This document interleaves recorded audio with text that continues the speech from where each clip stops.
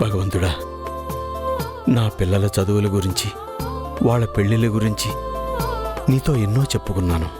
అన్నీ విని నా కోరికకు తగ్గట్టే నా బిడ్డల్ని ఆశీర్వదించావు. నా పెద్ద కూతురు మంచి ర్యాంక్ స్టూడెంట్గా రాణించింది, మంచి ఉద్యోగంలో చేరింది. ఇప్పుడు అదే కంపెనీ యజమాని ఇంటికి కోడలుగా వెళ్ళబోతుంది. అంతా నీ దయ తండ్రి.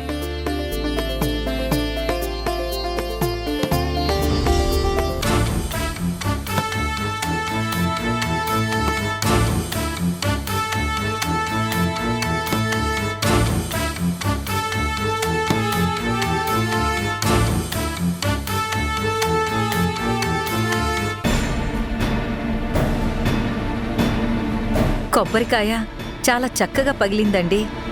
మన ఇందు పెళ్లి కూడా అంతే చక్కగా ఏ ఆటంకం లేకుండా జరుగుతుంది. మన బిడ్డని చెప్పడం కాదు గాని ఇందు బంగారం. మనం ఎలా చెప్తే అలా నడుచుకుంటుంది. నీకిది మంచిదమ్మా అని చెప్తా చాలు, తూచా తప్పకుండా అదే పాటిస్తుంది. మనం ఒక గీత గీస్తే ఏనాడైనా తను దాటిందా? ఇందు అమాయకురాలు, పిచ్చిది. అసలు ఇంటి నుండి గడప దాటేటప్పుడు దించిన తల తిరిగి గడపలోకి వచ్చేదాకా ఎత్తదు. అదే నీ రెండో కూతురుంది చూడు, మహాతల్లి మధు. ఆవిడి గారైతే ఊళ్ళో సమస్యలన్నీ హోల్సేల్గా కట్టగట్టి కొంపకి తీసుకొచ్చేస్తుంది.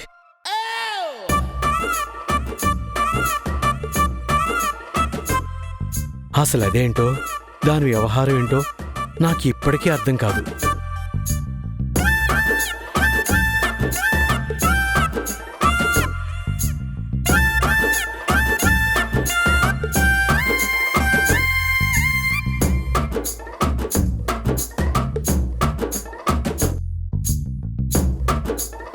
రమణి, నాకు చాలా ఏళ్ళుగా ఒక డౌటు.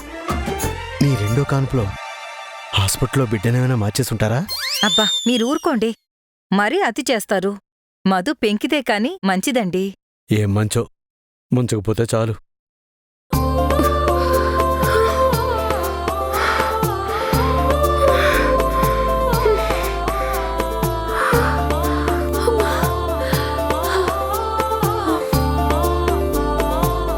ఈ మాత్రం రన్నింగ్ ప్రాక్టీస్ రోజు ఉంటే ఒలింపిక్స్ లో గోల్డ్ మెడల్ కొట్టేదాన్ని. ఎక్కడో ఒక చోట అలిసిపోయి ఆగిపోతాడనుకుంటే ఇంతలా వెంటపడి తరుముతున్నాడు. ముక్కు మొహం తెలియని పిల్ల శూలంతో పొడిచిందని అంత కోపం ఉంటే, ఆ పొడిచిన పిల్ల నేనే అని తెలిస్తే ఇంకెంత కోపం వస్తుందో. ఇంకేం చేస్తాడో. ఇంకో అరగంట వరకు ఈ గుళ్ళ నుంచి బయటకు వెళ్ళకూడదు. వీధుల్లో వెతికి వెతికి తనే వెళ్ళిపోతాడు. ఇవాళ ఆ రాక్షసిని ఎట్టి పరిస్థితుల్లో వదలను. పాతాళంలో దాక్కున్నా బయటికి తీస్తా. దాన్ని పట్టుకున్నాకే మరో పని గురించి ఆలోచిస్తా.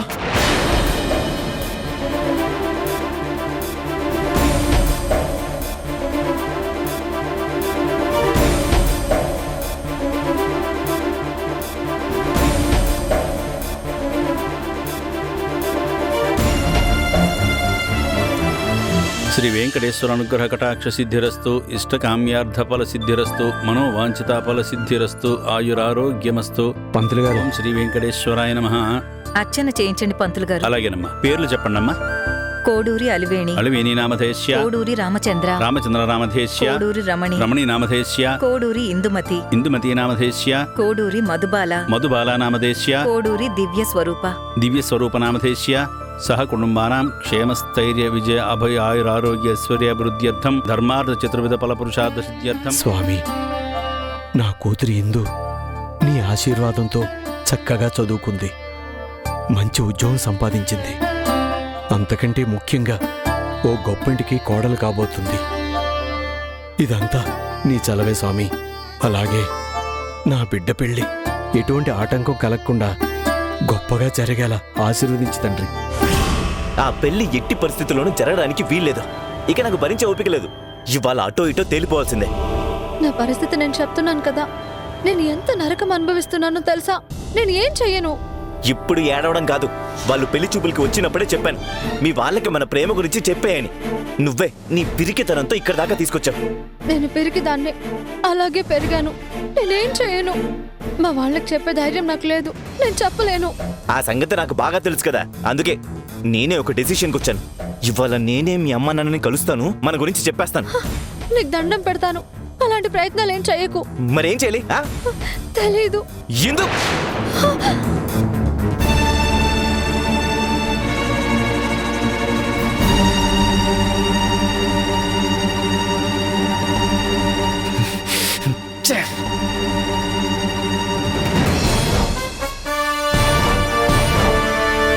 మా అమ్మ నాన్న నా మీద చేయెత్తలేదు, నువ్వెత్తావు కదా. ఎంతసేపు మీ పెద్ద కూతురు గురించి దేవుడికి మొక్కడం, కృతజ్ఞతలు చెప్పడం తప్ప మీ రెండో కూతురు గురించి అస్సలు పట్టించుకోరా? మధు కోసం మొక్కరా? తప్పకుండా మొక్కుతాను. భగవంతుడా, నా రెండో కూతురికి మంచి బుద్ధిని ప్రసాదించు స్వామి. కొంచెం తిన్నగా ఉండేటట్టు, ఊళ్ళో సమస్యలు మా నెత్తి మీదకి తేకుండా ఉండేటట్టు దాని మీద కొంచెం శ్రద్ధ పెట్టు స్వామి. నాకు రోజు 3 చెరువులు నీళ్లు తాగిస్తుంది. అమ్మా, పరిగెట్టి పరిగెట్టి ఒళ్ళు పులిసిపోయింది, గొంతు తడారిపోయింది. అర్జెంటుగా నీళ్లు తాగపోతే ప్రాణం తిరిగొచ్చేలా లేదు. ఈ నీళ్ళు ఎక్కడున్నాయో?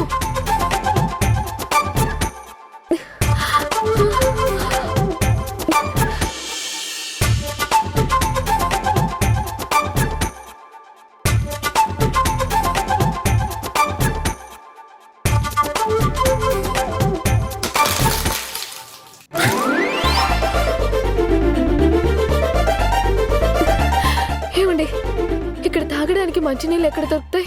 ఇలా స్ట్రైట్ గా వెళ్ళి లెఫ్ట్ సైడ్ చూడండి, అక్కడ ఉంటాయి. థ్యాంక్ యూ అండి.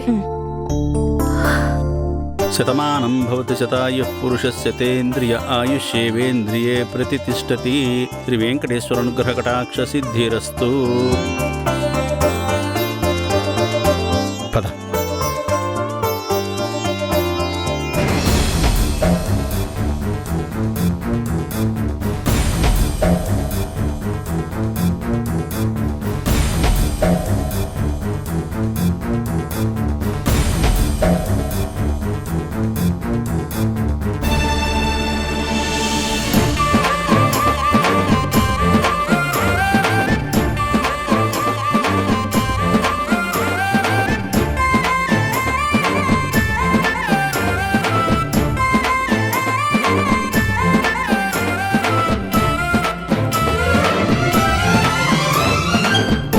దొరికావే దొంగ మొహందానా, దేవుడి గుళ్ళో దాక్కున్నావా?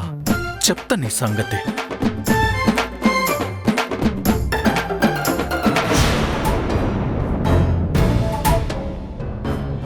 నగుమోము గనలేని నజాలి తెలిసి, నగుమోము కనలేని నాజాలి తెలిసి.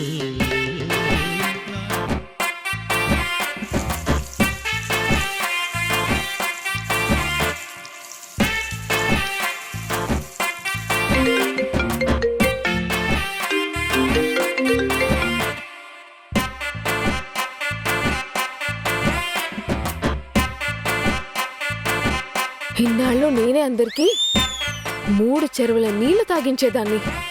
ఈ మహానుభావుడు నాతోనే తాగించాడు.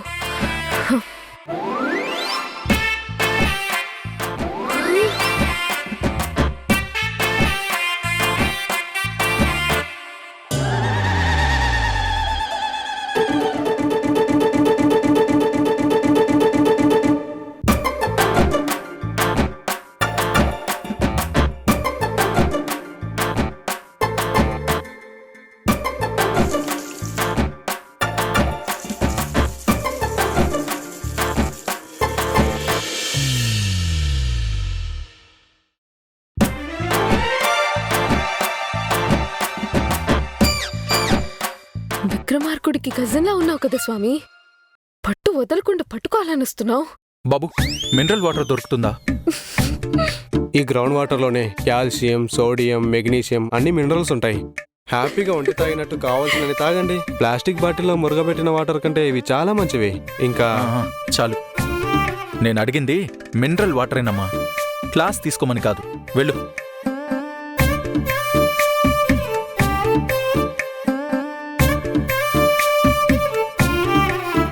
విపరీతంగా దాహం వేస్తుంది. నీళ్ల కోసం బయటికి వెళ్తే ఆ రాక్షసి మిస్ అయిపోవచ్చు. ఇవే తాగుతా.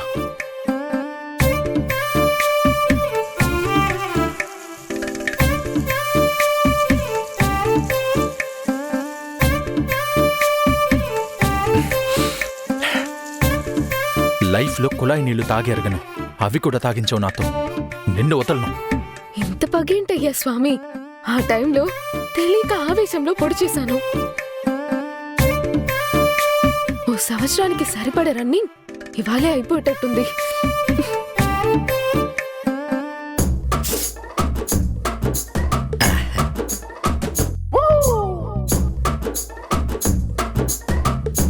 ఇవాళ మన ఇద్దరం పరిగెత్తి చెరో 2 కేజీల బరువు తగ్గిపోయి ఉంటాం కదా. అబ్బా, మళ్ళీ పాడారు. చిపోండి, మీరు నన్ను ఎగతాలు చేస్తున్నారు. ఎగతాళా? తాళి కట్టాల్సిన పిల్లని ఎవరైనా ఎగతాళి చేస్తారా? ఏంటి, తాళి కట్టాల్సిన పిల్లనా? కలిసి కలర్ సోడా తాగినంత మాత్రాన పులిహోర కలిపేస్తారా? మీకు అందంతో పాటు ఆవేశం కూడా ఎక్కువే.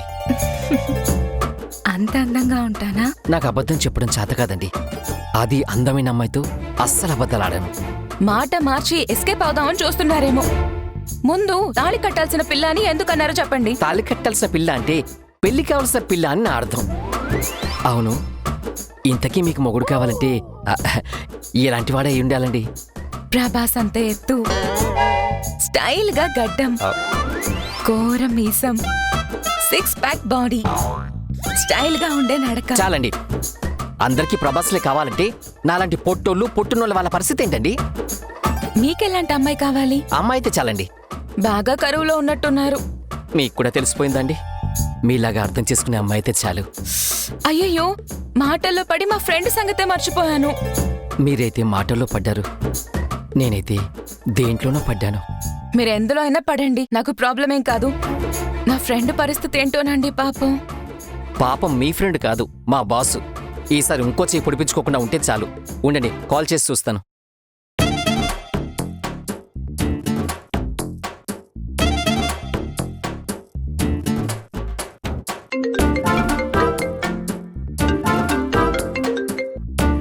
ఒరేయ్, ఆ రాక్షసిని పట్టుకోవడానికి రారా అంటే రాకుండా ఎక్కడ తగలడ్డావురా? నేనెందుకు వస్తానండి? నేను నీ బాసుని రా. ఆ? ఈ బాసిజం సైడిజం అంతా బానే ఉంది కానీ ఇంతకీ ఎక్కడున్నారు? ఆ అమ్మాయిని పట్టుకున్నారా లేదా? గుళ్ళో ఉన్న ఆ రాక్షసి ఇక్కడే ఎక్కడో ఉంది. ఇవాళ ఆ రాక్షసిని పట్టుకోవడం ఖాయం. దాని పూర్తి మొహం చూసి దాని ముక్కుకి నోటికి శూలం పొడవడము ఖాయం. ఆ తర్వాత వచ్చి నిన్ను కుళ్ళ పొడవడము ఖాయం. ఏమైందండి? ఆయన ఏదో పొడుస్తా అంటున్నాడండి. నేను మీకు పొడుపు కథ పొడవనా?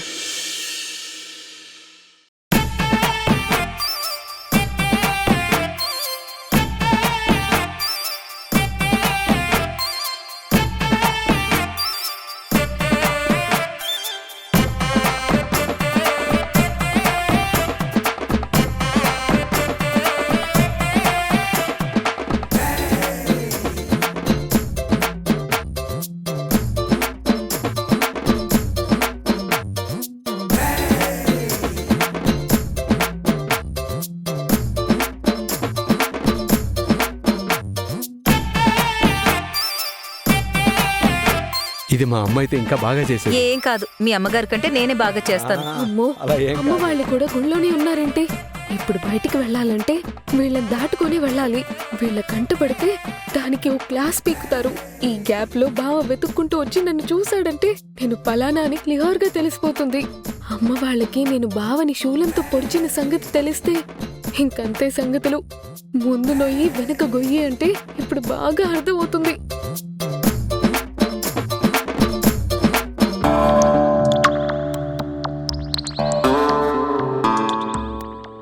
నీకసలు నన్ను పెళ్లి చేసుకునే ఉద్దేశమే చచ్చిపోయింది. వాడు బాగా డబ్బున్నాడు కదా, అందుకే వాడిని చేసుకొని సెటిల్ అయిపోదామని చూస్తున్నావు. ఛీ, ఇదేనా నా ప్రేమని నన్ను అర్థం చేసుకుంది? నేను నిజంగా నిన్ను ప్రేమించలేదా? నిజంగా ప్రేమ ఉంటే ఎందుకు ఇలా చేస్తున్నావు? ఏం చేయాలో నాకు అర్థం కావడం లేదు. చచ్చిపోవాలా నేను? చెప్పు, చచ్చిపోవాలా? ఏ నీకేనా పిచ్చా? ఎందుకు అలా మాట్లాడుతున్నావు? నువ్వు అలా చేస్తున్నావు మరి. ఇందు, ఏదో ఒక డెసిషన్ తీసుకోకపోతే నువ్వు నాకు దక్కవు. అది అర్థమవుతుందా నీకు? నా వల్ల కావడం లేదు. నాకు తలపోటు వస్తుంది. నేను వెళ్తాను. ఇందు, ఫస్ట్ ఒక డెసిషన్ తీసుకొని బయలుదేరి ఇక్కడి నుంచి. ఇప్పుడు డెసిషన్ తీసుకునే స్థితిలో నేను లేను. ప్లీజ్ నన్ను వదిలే. ఏ ఇందు, ఇందు, ఇందు.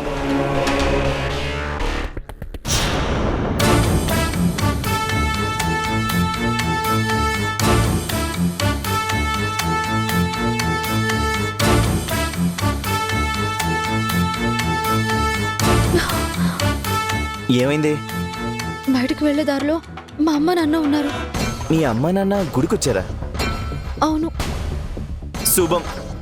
ఆ దేవుడు ఇప్పుడు నాకు దారి చూపించాడు. పద, ఇప్పుడే మీ అమ్మా నాన్న దగ్గరికి వెళ్ళి మన ప్రేమ గురించి చెప్పేద్దాం. ప్రణయ్ ప్లీజ్. నువ్వురా. ప్రణయ్.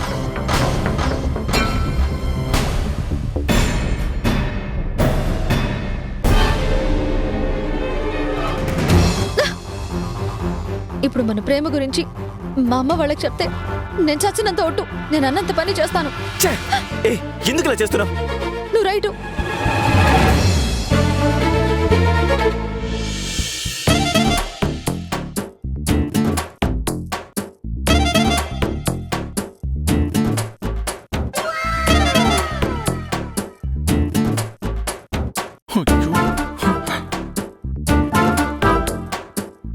అయ్యో బాబోయ్, ఇప్పుడు కాని వీళ్ళ కంటపడితే యక్ష ప్రశ్నలు అతి మర్యాదలతో చావు కొట్టేస్తారు. వీళ్ళకి అస్సలు దొరకకూడదు. ఇందు పెళ్లి గురించే ఇన్ని మొక్కులు మొక్కారా మీరు? అవును రమణి, నన్ను నాన్న అని పిలిచిన మొదటి ప్రాణం ఇందు. తన అమాయకురాలు, ఎవరిని ఏ రకంగానూ బాధపెట్టి ఎరగదు. నువ్వు నన్ను ఎన్ని విధాలుగా బాధ పెడుతున్నావు నీకు తెలుసా? మీ అమ్మా నాన్నలకి నువ్వు చెప్పవు, నన్ను చెప్పనివ్వు. అసలు ఏం చేద్దావు నీ ఉద్దేశం? నేనేం చేయను? మా అమ్మ నాన్నల్ని బాధ పెట్టలేను. బిడ్డల గురించి చెప్తే దిష్టి తగులుతుందంటారు గాని దైవ సన్నిధానం కాబట్టి చెప్తున్నాను. తనంత గుణవంతురాలు, తనంత బుద్ధిమంతురాలు ఏ తండ్రికి ఉండదేమో అని అనిపిస్తుంది. ఇందు తండ్రిగా నేను ఎప్పుడూ గర్వపడుతూ ఉంటాను. ఇక నా వల్ల కదా, నాకు నమ్మకం పోయింది. ఈ రోజు ఇప్పుడే ఇక్కడే దీనికి పరిష్కారం తెలియాలి. ఏం చేయమంటావు నన్ను? ఇక్కడి నుంచి ఇటే వెళ్ళిపోదాం. ఎక్కడికన్నా దూరంగా వెళ్ళి పెళ్లి చేసుకుందాం. ఓ 2-3 నెలల తర్వాత తిరిగొద్దాం. అప్పుడు అందరూ చచ్చినట్టు ఒప్పుకుంటారు. అది నా వల్ల కాదు. మరి ఇప్పుడు ఏం చేస్తావు? ఆ నందుగాని పెళ్లి చేసుకుంటావా? ప్రతి తండ్రి కేవలం పిల్లల్ని మాత్రమే కనడు. వాళ్ళ గురించి ఎన్నో కలలు కంటాడు. ఆ కలల్ని నిజం చేయడానికి రేయింబావులు శ్రమిస్తాడు. కానీ అది శ్రమ అనిపించదు. వాళ్ళు మన కలలకు తగ్గట్టు ఎదుగుతూ ఉంటే ఆ ఆనందం మాటల్లో చెప్పలేము. అలాగే నా బిడ్డ ఇందు పెళ్లి గురించి ఎన్నో కలలు కన్నాను. చెప్పు, మరేం చేద్దాం? నాకేం తెలియడం లేదు. దయచేసి నా మీద ఒత్తిడి తీసుకురావద్దు.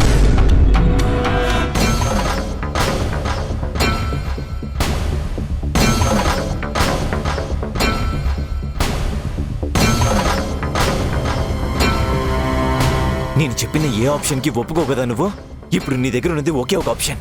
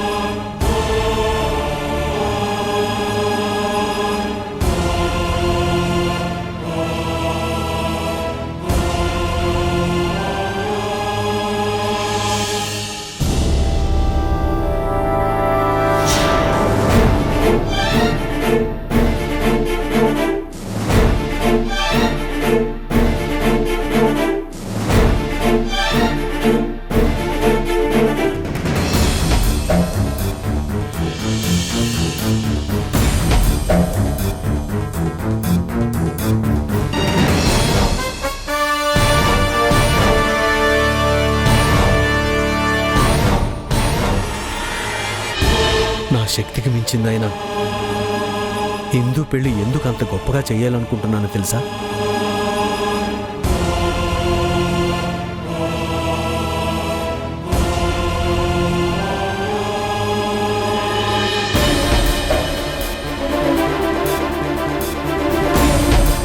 ఇందుకి అనుకోని అదృష్టం వరించింది.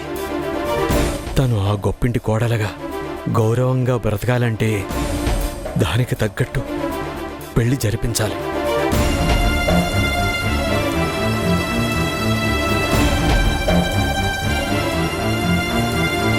నా బిడ్డ ఇందు పెళ్లి బంధుమిత్రులతో పాటు ఊరంతా చూస్తూ ఉండగా మేళతాళాల మధ్య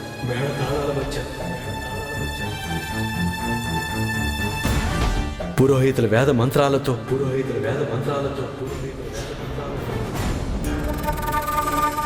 అతిథుల అభినందనలతో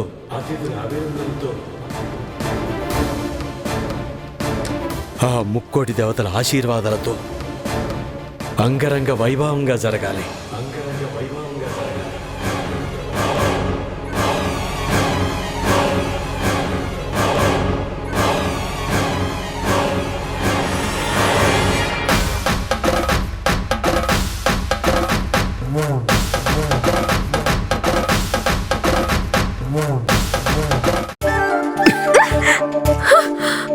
ఇన్నాళ్ళు ఆడిన దాగుడు మూతల్ని ఇప్పుడు ముగించేస్తాను.